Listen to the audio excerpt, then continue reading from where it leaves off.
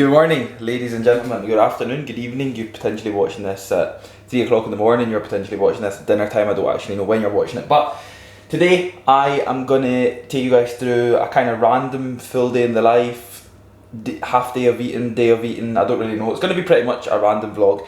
A random video with a lot of things happening. I do have a couple of things to show you. Actually, there's one thing. Nice little gas border that did come in. I'll take you guys through that. I don't think there's anything else coming. I've kind of just got on with prepping my meals for the day, or what you would have seen anyway. So what I like to do is obviously cook my chicken first thing in the morning. That is when I get up. So as you guys will know already, sweet potato gets prepped the night before, which makes things a whole lot easier for me getting up the next day and obviously focusing on my work and things like that. I can put a lot more time into that. I can get a good enough sleep first thing in the morning. If I go to bed late at night, then obviously I can stay in bed a little bit later in the morning, depending on what my schedule's like, and that will work if it's a very busy day or if it's not a very busy day. What I also like to do is cook all of my chicken for the day. So this makes things so much easier. So obviously that is 4 meals worth of, I don't even know, it's pointless me even showing you this, but that is 4 meals worth of chicken in there. So all I literally do is I will get up, prepare it all like you would have seen, put it in a tray, fire it into the oven, and then whenever it's, obviously it'll be weighed out raw, and then obviously I'll bring it out, I'll reweigh it again, throw it into the tub, and then pretty much whatever I need will be separated into 4 meals. So it'll just be whatever it's weighed cooked, I'll divide that into 4 meals, and then that'll literally be me covered for the day. Sweet potatoes ready. The only thing I do basically need to cook is my oats and my white potato post training, but as you guys all know already, like, it's so easy just to fire in something in the air fryer, and especially with my white potato, it's like one of my most favourite meals of the day. It's like literally just a plate of chicken and chips. So I like to make sure I can enjoy that, and I don't eat it cold, I eat it fresh, I eat it warm. But yeah, that is really all that's kind of on the cards. An update from me, I weighed in this morning at 214.5 pounds. So I'm totally unsure, like, with regards to obviously new lows and things like that. I'm kind of fluctuating between the kind of 214, 215 mark right now anyway. My body weight is like kind of going up and down a little bit depending obviously on the training days and that, because I usually tend to find that whenever I train legs, I will hold a little bit more weight the following day, and then obviously vice versa on other days I'll wake up. And depending obviously on my food as well, because I'm now running high days, moderate days and low days of carbohydrates. So surprisingly my carbohydrate days on low days are still relatively high. So we're in a good position, but 214.5 this morning. I'm happy enough with that. My performance and progression and everything is like, I'm literally at the strongest I've ever been, and it's easy enough to say that, but I did actually cover this in like a post yesterday. My obviously main overall goal as a bodybuilder is to be strong across the whole board. I don't just want to be strong on like a deadlift. I don't just want to be strong on a squat. As much as I really do want to be strong on them moves, I want to be strong on all of them. I want to have a strong press, a strong squat, a strong deadlift. I want to be strong on a mid-back row. I want to be strong on a pull down. I want to be strong on a bicep curl. Do you know what I mean? We want to have strengths based all over the place. That's one of the biggest things. And although that we will have a position and a movement pattern that we won't actually be too strong on, like for example, I'm not actually the strongest presser on the planet.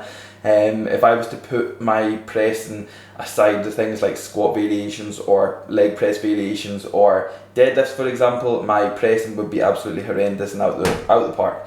That's how bad it would be. But I think it's just one thing that we do need to take into consideration is one of these usually will take a hit. If 2 of them are strong, one will take a hit, and unfortunately for me it's pressing, but I've just got to deal with that. But at the same time, it doesn't stop me from going in and giving my all in a pressing session, a chest session, a shoulder session, or if I'm training triceps for that matter. As of today, we are actually on arms. Now, one of the things as well with today's arm session is I am actually able to kind of just go balls to the wall tonight. It's not just going to be like a pump session. It's not just going to be going in and doing a few bicep curls and a few push downs. I'm going to be able to go in and do literally all the big moves for obviously triceps, like close grip press, and I'm going to be able to do big barbell curls, all that kind of stuff, just because tomorrow I'm not actually deadlifting. Like, I'm not deadlifting on Saturday this week. I will still be training back, but I'm not deadlifting. Now, the reasoning behind this, before I get called out, I've not pulled deadlifts, I've not done anything like that. So obviously I've mentioned that me and Big Laws and potentially Josh Law are going to be deadlifting on May the 4th.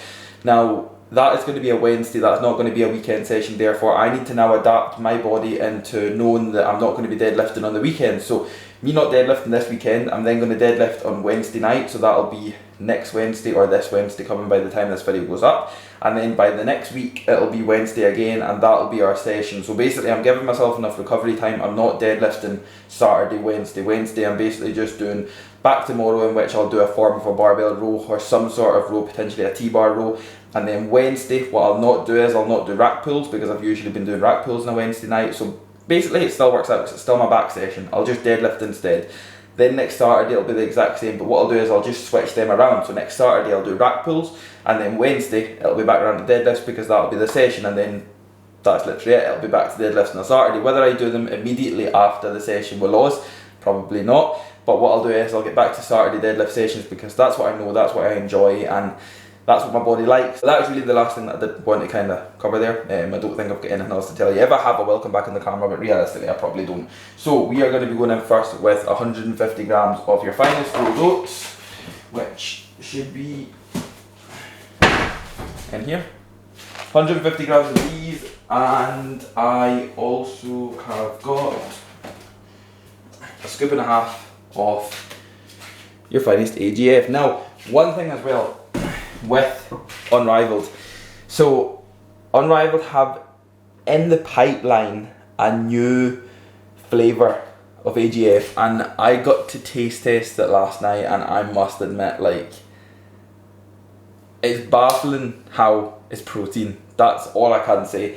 I'm not allowed to say anything more about it, unfortunately. I would love to tell you guys what it is, but I'm not allowed to say anything more about it. I cannot wait until it like gets released. I cannot wait until you guys get to hear about it. Hopefully it will be within the next kind of 2 to 3 weeks that you guys will hear a little bit more about it, but that's really all I'd like to say. It's a new flavour. There's actually a couple of new flavours. I've only tried one of them. The one that I have tried is just exceptionally, it's so good. So good. And to be fair, like, I'm not actually one, like, you guys will know, especially going back to like older videos, you guys will know that I'm not actually one for like the tastes and textures and that of protein, like shakes and that. But whenever I moved to Unrivaled and started using Unrivaled's like flavours and obviously just the Unrivaled itself, the tastes and that have been so much different. Everything, I actually look forward. I've actually seen sometimes where I've not even put my protein in my oats just because I wanted it in a shake because it tastes that good. Rapid recovery, perfect. I always look forward to my rapid recovery post training. It's just, I really want to tell you guys, but I can't. So I'm very sorry about that. But that's going to be it. I'm going to crack on with meal number 1 here. Oats are going in. Then it'll be sweet potato all the way up until I train arms. I've got a gas board to show you, which I'm looking forward to get into because I've actually forgot what I ordered. Can't even remember. We'll soon find out. I will show you guys that, and then yes, I will catch up with you guys in the next clip. So we have got the plates on now on the car. So K11 FYW, it took like literally 2 weeks to get them on. I was like patiently waiting, but we got them on. So I actually got new ones made. These are actually 4D, like 5mm plates. So if anybody wants to ask, they are actually legal. There's not a single thing illegal about them, but I think they do set the car off that little bit better. But that is the front right there, so we got them on, and then taking you guys all the way around to the back,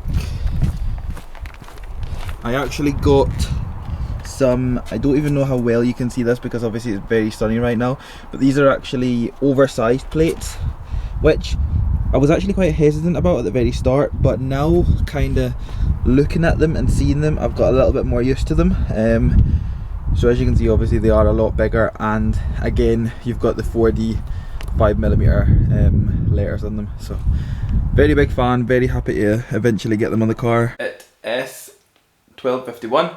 10 to 1 in the afternoon. I am moving on to meal number 2 here. We have got 400 grams of your finest sweet potato. We've also got some chicken in there, and the only thing I don't have is any veggies in this meal.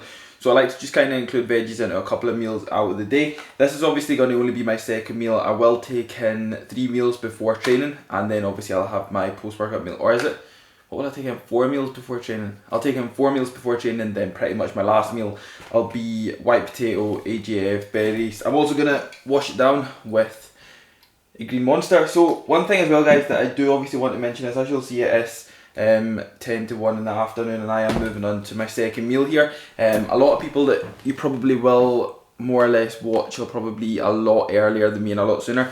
I don't have my first meal until around kind of 10, 11 o'clock in the morning, and that's just purely because whenever I get up, obviously I don't get up super early. I don't get up super late, don't get me wrong, I will get up around the kind of 9 o'clock mark most times, and obviously kickstart work straight away, and obviously that's the goal. I like to kind of get up and make sure that I can crack on with work ASAP, and then obviously it allows me to get it done over the course of a chunk of between the morning and the afternoon time, and then moving on from there, that obviously allows me to kind of switch across and make that kind of move to kind of athlete mode and focus more or less on just myself, my own training, and of course my last and final few meals before I go into the gym. So that's really the biggest thing that I like to kind of take into consideration, is I will always space out my meals, but I won't always start eating straight away first thing in the morning, especially throughout a prep phase. Like, don't get me wrong, I'm not hungry or anything like that yet, and I'm not suffering, I'm not like, I'm not finding it majorly hard yet or anything like that. Don't get me wrong, there has been a few times where I've been hungry and stuff like that, but it's not been anything major to the point where I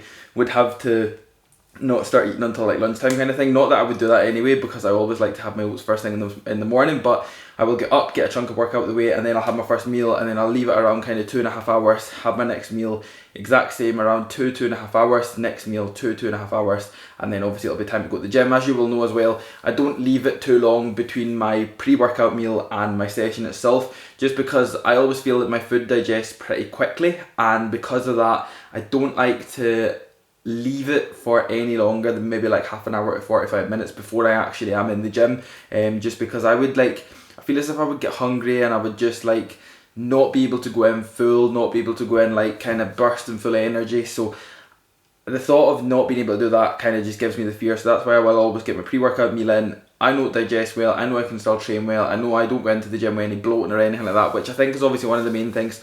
We just need to always take into consideration that if you are going to eat a little bit closer to your session, make sure that it is a food choice that digests very well and relatively quickly, obviously, because you don't want it to be you going into the gym bloated, can't get a belt on, can't brace right, can't breathe right, because it's just not a worst feeling on the planet. But I know obviously with sweet potato and things like that, it is very well. Throughout my off season I will still keep it to a pretty simple carbohydrate that will digest very well with my immune system, or my digestive system I should say. We're going to ramble on much further. Second meal going in right now, sweet potato chicken, and we're going to wash it down with a green little monster. 15 minutes later. So guys, the time that you have all been waiting for, this gas order came in first thing this morning, and I have literally kept it to this part of the video, which is actually 15:47 to open it in front of you guys. So I refresh my memory, I know what's inside it. We have got a few things here. Don't need that. Don't need that. Oh. A little gas sticker.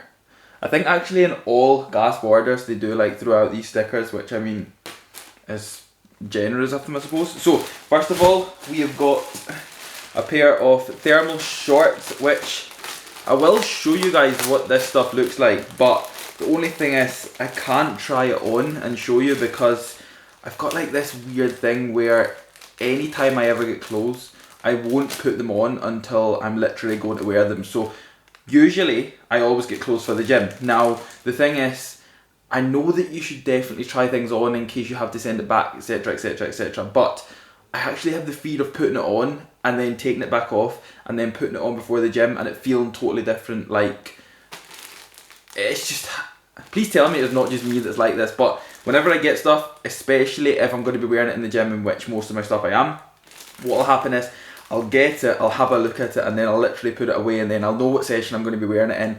And then there's just something about wearing new clothes in the gym for the first time. Your session just becomes so much better. No matter what you're training, you will literally PR and absolutely everything. Everything feels just 10 times better. So this stuff won't actually be getting worn until legs on Monday. Now of course I am in for arms tonight and back tomorrow. I potentially might wear something tomorrow for back, but I might not. More or less it's all going to be kept for Monday, so that'll be the first time that it gets put on for legs. But I will show you guys anyway. Please just tell me it's not just me that's like this, but I've always been like that for years and years and years. Since ever I started getting like more clothes for the gym and that, I've literally always been like that. I won't wear anything until the time comes to wear it because it'll just not feel the same. So these are the thermal shorts, in which I got in black just purely down to the fact of these going with everything, so obviously I'll be able to match them up with absolutely anything. Now that's something else that I do get the fear of, is getting a lot of different colours, just because I then can match things up, and I do like to be colour coordinated with most of my things. So if I just stay with black literally goes with everything. This is basically this is more so like a kind of warm-up top. I am a big fan of these. I do actually have quite a few of these now, and I chose this just because the fitting of these is perfect. For anybody that does want to know, I get 2XL in pretty much all Gasp stuff. I think the only thing that I've got XL in is my vest, and I think the rest, I think it might actually just be my vest.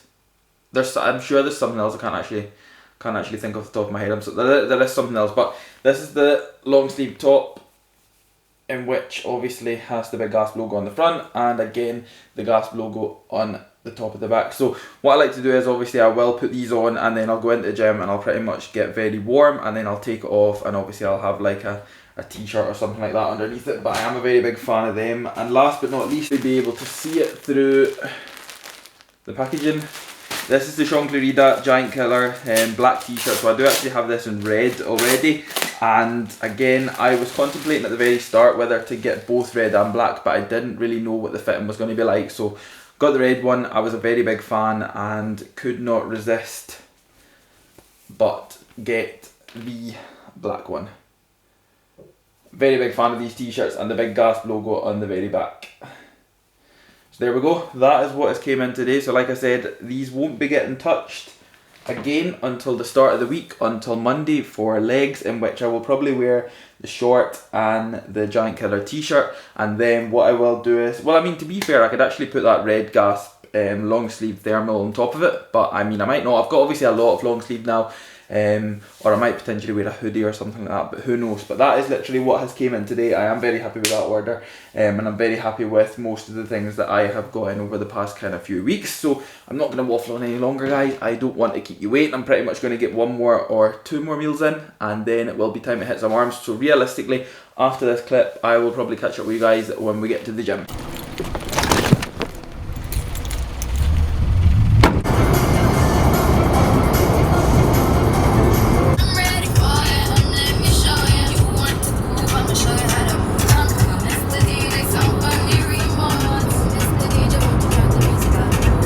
So guys, just like that, we are back with another voiceover. So as much as I'm keeping this video as random as possible, I was trying to kind of think about something to talk about on this voiceover, because I didn't just want to bring a normal session and just put a little bit of music behind it. I wanted to try and bring a little bit of value and extra to this video that you could potentially take from, in which is why I thought that I would talk about arm training and how much volume should you incorporate throughout your sessions in the week. How much volume should you put into your arm workouts in total, whether you're doing obviously a one-off arm session or you're doing frequency throughout the week with regards to arm training, such as 2 or 3 exercises here and there in most of your sessions, because it's something that I definitely get asked quite often, and especially with how my biceps look in general. I often get asked on how do I train my biceps, how often do I train my biceps, how many sets do I do in these sessions, how many sets do I do in other sessions. And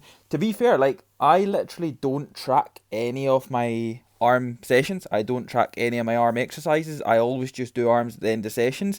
Now, at the very beginning, my arms were a very much lagging body part, and they were always one that kind of was always noticed. My delts always took over them, and my triceps were always so poor. My biceps never ever had like a good enough peak to be able to hit a front double bicep and be able to go, yeah, that's actually a pretty decent shot.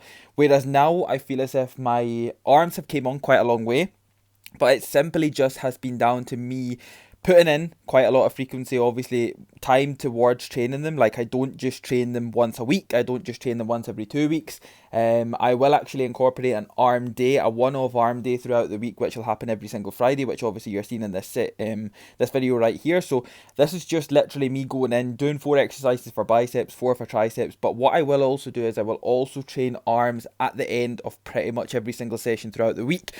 I don't often do them at the end of legs, just because by the end of legs I'm absolutely fried. And to be fair, taking me back like maybe 1 or 2 years ago, I probably would have done them at the end of legs. But like right now, I feel as if they're at that kind of position where if I'm absolutely fried after legs, there's no chance in hell that I'm going to be able to do arms and I'm not actually too bothered about it because of obviously where my arms are at right now.